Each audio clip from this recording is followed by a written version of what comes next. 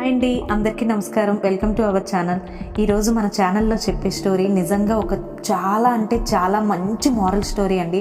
So ఈ స్టోరీని నాకు తెలిసి ప్రతి ఒక్కరూ వినాల్సిన స్టోరీ. ప్రతి ఒక్కరి లైఫ్లో కూడా నిజమే కదా, నేను కూడా ఇది ఫేస్ చేశాను కదా అని అనిపించే స్టోరీ. సో కథలోకి వెళ్ళే ముందు ఎప్పటిలాగే నాదొక చిన్న రిక్వెస్ట్ అండి. నా ఛానల్ని కొత్తగా చూస్తున్నట్టయితే తప్పకుండా సబ్స్క్రైబ్ చేసుకోండి. అలాగే నా ఛానల్లో ఉన్న వెనకటి వీడియోస్ చూసి అవి నచ్చినట్టయితేనే నా ఛానల్ని సబ్స్క్రైబ్ చేసుకోండి. అలాగే వీడియో నచ్చినట్టయితే తప్పకుండా లైక్ చేసి మీ ఫ్రెండ్స్ అండ్ ఫ్యామిలీ మెంబర్స్కి షేర్ చేయండి. ఇలాంటి మంచి మారల్ స్టోరీస్ని నిజంగా చదవడం కానీ మీతో షేర్ చేసుకోవడం కానీ నాకు చాలా హ్యాపీ అనిపిస్తుంది. సో ఇక కథలోకి వెళ్ళిపోదాం. చచ్చిపోతే బాగుండు, నాలాంటి ప్రాబ్లమ్స్ ఎవ్వరికీ ఉండవు, అర్థం చేసుకునేవారు ఎవ్వరూ కూడా లేరు, చనిపోవడమే బెటర్ అని ఆలోచిస్తూ చాలా ఏళ్ళుగా తీవ్రమైన సమస్యలతో సతమతమవుతున్న ఒక యువకుడు విసిగి అన్నీ విడిచిపెట్టేయాలని నిర్ణయించుకున్నాడు. అన్నీ అంటే అన్నీ అండి. ఉద్యోగం, తనని నమ్మిన కుటుంబాన్నే కాక తాను నమ్మిన దైవాన్ని, చివరికి దైవమిచ్చిన జీవితాన్ని కూడా విడిచిపెట్టేయాలనుకుని నిర్ణయించుకున్నాడు. చివరిగా ఒకసారి దేవునితో మాట్లాడాలని ఏకాంతంగా ఉన్న ఒక ప్రాంతంలో దేవునితో ఇలా మాట్లాడతాడు. దేవుడా, నేను ఇవన్నీ విడిచిపెట్టకుండా ఉండడానికి కారణం ఒక్కటి చెప్పగలవా అని అడుగుతాడు. దానికి దేవుడు వాత్సల్యంగా, నాయనా, ఒక్కసారి నీ చుట్టూ చూడు, ఎంత అందంగా ఎదిగిన గడ్డి, వెదురు మొక్కలు కనిపిస్తున్నాయా? అవును, కనిపిస్తున్నాయి. నేను ఆ గడ్డి విత్తనాలు, వెదురు విత్తనాలు నాటినప్పుడు అవి మొలకెత్తడానికి కావలసిన అన్ని జాగ్రత్తలు తీసుకున్నాను. గాలి, నీరు, సూర్యరశ్మి అన్నీ అవసరమైనవన్నీ అందించాను. గడ్డి వెంటనే మొలకెత్తింది, భూమిపై పచ్చని తివాచీ పరిచినట్టుగా. కానీ వెదురు మొలకెత్తనే లేదు. కానీ నేను వెదురుని విడిచిపెట్టనూ లేదు, విస్మరించనూ లేదు. 1 సంవత్సరం గడిచింది.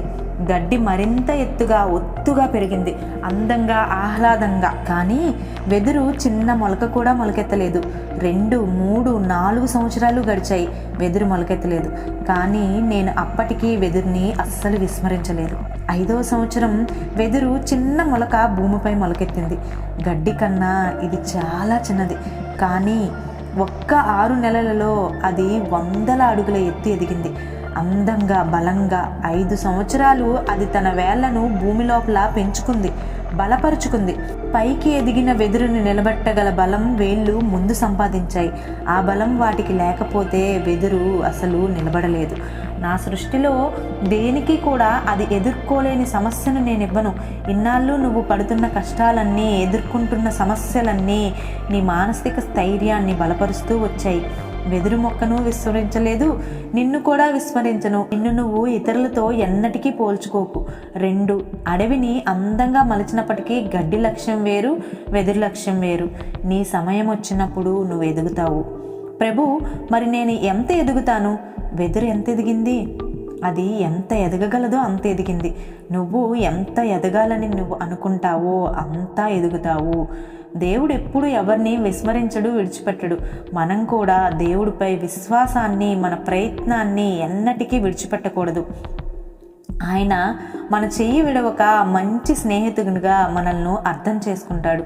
ధైర్యంగా ఉండండి, ప్రార్థించండి, తప్పక దేవుడి సహాయాన్ని మీరు పొందుతారు.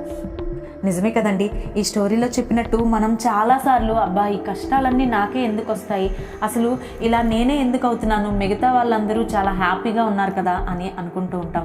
కానీ వాళ్ళ జీవితంలోకి మనం వెళ్ళి తొంగి చూడలేం. సో దేవుడిచ్చిన ధైర్యాన్ని మనం వాడుకుంటూ తప్పకుండా ముందుకే సాగాలి, కానీ అస్సలు ఎప్పుడూ కృంగిపోకూడదు. ఇది చాలామందికి చాలా మంచిగా ఉపయోగపడుతుందని నా చక్కటి ఆశ. అలాగే ఈ వీడియో మీ అందరికీ నచ్చిందని అనుకుంటున్నాను. సో నచ్చినట్టయితే తప్పకుండా లైక్ చేయండి.